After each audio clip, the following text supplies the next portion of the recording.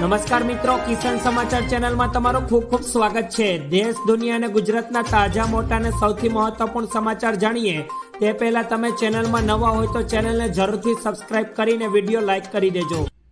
આજના સૌથી મોટા સમાચાર, હેલ્મેટ નહીં પહેરો તો થઈ શકે છે લાયસન્સ રદ।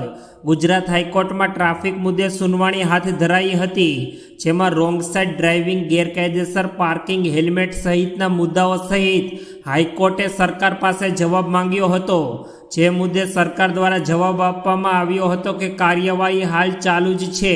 તેમજ વધુમાં સરકાર પક્ષેથી જાણવા મળ્યું છે કે નિયત પોઈન્ટ પર ટ્રાફિક જવાન રાખવા સૂચન કરી દેવામાં આવ્યું છે તથા 9 ઓગસ્ટના રોજ અમદાવાદ પોલીસ કમિશનર અને જોઈન્ટ પોલીસ કમિશનરની બેઠક પણ મળી ચૂકી છે।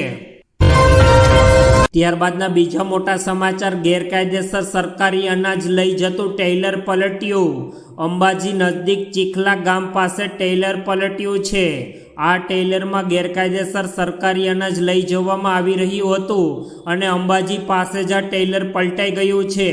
અંબાજી નજીક ચીખલા ગામ પાસે અકસ્માતનો બનાવ બન્યો હતો, જેમાં ટેલરની બ્રેક ફેલ થઈ જતા પહાડ સાથે અથડાયું હતું અને ત્યારબાદ પલટી મારી ગયું હતું।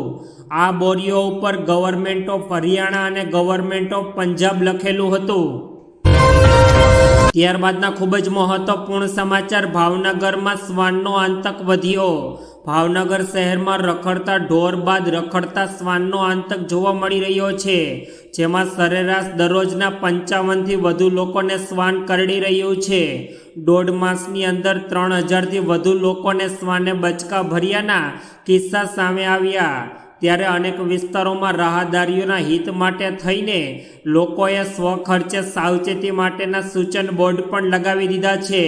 દરરોજ સરેરાશ 55થી વધુ લોકો ડોગ બાઇટનો શિકાર અત્યારે ભાવનગરમાં બની રહ્યા છે। ત્યારબાદના ખૂબ જ અગત્યપૂર્ણ સમાચાર, ગોધરાના અધિકારી લાંચ લેતા ઝડપાયા। રાજ્યમાં વધુ એક લાંચીયો અધિકારી લાંચ લેતા ઝડપાઈ ગયો છે, જેમાં પંચમહાલના ગોધરામાંથી આ લાંચીયો અધિકારી ઝડપાયો।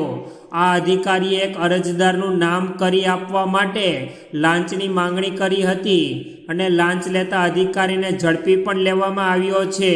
ડીસી માલીવાડ નામના અધિકારીને 8000 રૂપિયાની લાંચ લેતા એસીબીએ ઝડપી લીધો છે તથા અરજદાર પાસે નોંધ કરવા માટે આ માંગણી કરી હતી આ લાંચની। ત્યારબાદના ખૂબ જ અગત્યપૂર્ણ સમાચાર, ઉત્તર ગુજરાતના અનેક વિસ્તારોમાં વીજળીના કડાકા ભડાકા સાથે વરસાદ, ખેડૂતોમાં જોવા મળ્યો ખુશીનો માહોલ। આજે રાજ્યના ઘણા વિસ્તારોમાં વરસાદ વરસ્યો, ત્યારે સિદ્ધપુરમાં પણ વીજળીના કડાકા સાથે વરસાદનું આગમન થઈ ગયું છે। સિદ્ધપુર શહેર સહિત ગ્રામ્ય વિસ્તારોમાં પવન સાથે ધોધમાર વરસાદ વરસ્યો। સિદ્ધપુરના કાલેડા, દાસાવાડા, કલિયાણા અને કુવારવાડા તથા લવારા ગામમાં વરસાદ વરસ્યો છે અને વરસાદ વરસતા ખેડૂત મિત્રોમાં પણ ખુશીનો માહોલ જોવા મળી રહ્યો છે। ત્યારબાદના ખૂબ જ ઉપયોગી પૂર્ણ સમાચાર, ગુજરાત વિધાનસભામાંથી સામે આવ્યા, જેમાં ગુજરાત વિધાનસભામાં ચોમાસુ સત્રનો આજે 3જો દિવસ છે। જે દરમિયાન ગૃહ રાજ્યમંત્રી હર્ષ સંઘવી દ્વારા મહત્વના બિલ રજૂ કરવામાં આવ્યા હતા।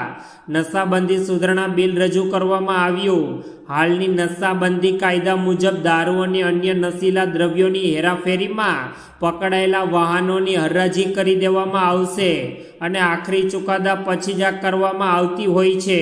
જ્યારે રાજ્યમાં 7213 વાહનો પોલીસ મથકોમાં પડી રહેવાથી ભંગાર થઈ ગયા છે। ત્યારબાદના ખૂબ જ અગત્યપૂર્ણ સમાચાર, અમદાવાદ શહેરમાં રોગચાળાએ લીધો ભરડો। અમદાવાદ શહેરમાં ચોમાસામાં રોગચાળાએ ભરડો લીધો છે, જેમાં છેલ્લા કેટલાક દિવસોથી સિવિલ હોસ્પિટલમાં દર્દીઓની સંખ્યામાં મોટે પ્રમાણમાં વધારો થયો છે। સિવિલ હોસ્પિટલમાં દર્દીઓનો ભારે ઘસારો પણ જોવા મળી રહ્યો છે। હાલ સિવિલ હોસ્પિટલમાં દર્દીઓની ઓપીડી કેસમાં 11203 પણ પહોંચ્યા। સિવિલ હોસ્પિટલમાં ડેન્ગ્યુના 116 કેસ નોંધાયા, ત્યારે મેલેરિયાના 22 કેસ તથા સિવિલ હોસ્પિટલમાં અત્યાર સુધીમાં ચિકનગુનિયાના પણ 23 કેસ નોંધાઈ ચૂક્યા છે। ત્યારબાદના ખૂબ જ અગત્યપૂર્ણ સમાચાર, અમદાવાદમાં વરસાદ વચ્ચે બેદરકારીના દ્રશ્યો સામે આવ્યા। ઇલેક્ટ્રિક બસ ધારમાં અટવાઈ. હાલ દેશભરમાં વરસાદી માહોલ છવાયો છે, ત્યારે આ વચ્ચે અમદાવાદમાં બેદરકારીના દ્રશ્યો સામે આવી રહ્યા છે, જેમાં વિજયનગર ક્રોસિંગ પાસે ઢાળમાં બસ અટવાઈ ગઈ હોવાનું સામે આવ્યું, જેમાં ઇલેક્ટ્રિક બસ ઢાળ ન ચડી શકી જે હોવાને કારણે ઇલેક્ટ્રિક બસને ટોઈનિંગ કરવાની ફરજ પડી છે. સ્માર્ટ સિટી અમદાવાદના રસ્તાઓ પણ વરસાદને કારણે લોકોને ભારે હાલાકી ભોગવવાનો વારો આવ્યો છે. ત્યારબાદના સૌથી ઉપયોગી પૂર્ણ સમાચાર. ઓનલાઈન રિચાર્જ કરતા રાખજો સાવધાની, નહીં તો બેંક એકાઉન્ટ થઈ જશે ખાલી. જો તમે કોઈ પણ મોબાઈલ રિચાર્જ સસ્તામાં કરી આપવાનું કહે તો ખાસ ચેતી જજો. વડોદરામાં જાણીતી મોબાઈલ સર્વિસ પ્રોવાઈડર કંપનીના નામે સાયબર ગઠિયાઓ અત્યારે એક્ટિવ થઈ ગયા છે. ત્યારે મોબાઈલ કંપનીઓએ રિચાર્જ પ્લાનમાં ભાવ વધારો કર્યા બાદ સાયબર ગઠિયાઓ પણ એક્ટિવ થઈ ગયા છે. 2099 રિચાર્જનો પ્લાન માત્ર 399 કરી આપવાની કરે છે આ ઠગિયા ઓફર. ત્યારબાદના સૌથી અગત્યપૂર્ણ સમાચાર. અમદાવાદમાં સામાન્ય વરસાદના પાણી ભરાતા અંડરપાસ થયો બંધ. અમદાવાદમાં લાંબા સમયના વિરામ બાદ મેઘરાજા પધાર્યા છે, ત્યારે અમદાવાદમાં વહેલી સવારથી જ વાદળછાયું વાતાવરણ જોવા મળી રહ્યું હતું.